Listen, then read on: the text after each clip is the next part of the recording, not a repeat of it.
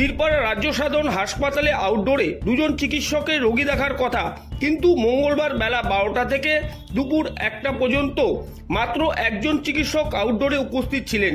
ফলে রোগীর লম্বা লাইন পড়ে যায়। এ নিয়ে ক্ষোভে ফেটে পড়েন রোগী এবং পরিবারের লোকজন। অবশ্য হাসপাতালের সুপার কৌশিক গড়াই মঙ্গলবার দুপুর 3:30 নাগাদ জানান, চিকিৎসাধীন একজন ম্যালেরিয়া রোগী স্বাস্থ্যের অবনতি ঘটায় তাকে অ্যাটেন্ড করতে গিয়েছিলেন আউটডোরে দায়িত্বপ্রাপ্ত এক চিকিৎসক। এজন্যই কিছুক্ষণ আউটডোরে বসতে পারেনি তিনি। পরে আউটডোরে বসে রোগী দেখতে শুরু করেন তিনি। কি বলছেন রোগীর পরিবার লোকজন, শুনে নেওয়া যাক।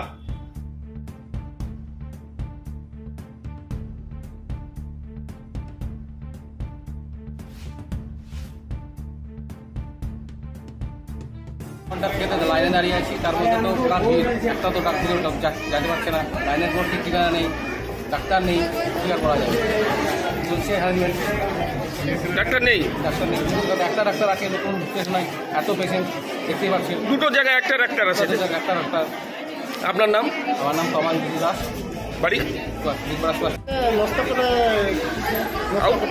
হ্যাঁ, বসার কথা 10টার সময় আউটডোর। যে দিন তার মধ্যে তো ঝামেলা। হ্যাঁ, দেখতে হবে কি ব্যবস্থা কি আছে। দুজন ডাক্তারের জায়গায় একজন আছে, কি বলবে এতক্ষণ লাইনে দাঁড়িয়ে আছো? প্রবলেম তো সিচুয়েশনটা দেখতে লাগবে, ডক্টররা কি করতে লাগবে। 10 মিনিট হলো আমার দাঁড়ানো থাকার। এই যে দেখি সার্জন নেই, আমার সার্জেনের সাথে শুধু রিপোর্ট দেখাবো আমি, এটাই। এখানে তো 1 থেকে 2 ঘন্টা ধরে লোকে দাঁড়িয়ে আছে লাইনে, দেখতে পাচ্ছেন বিশাল লাইন। বিশাল লাইন দেখতেছি। আপনার নাম দিদি? আমার নাম রুমি। হ্যাঁ, রুমি। রুমি কি? রুমি পারভীন। বাড়ি? বাড়ি এই সামনে শিশুবাড়ি।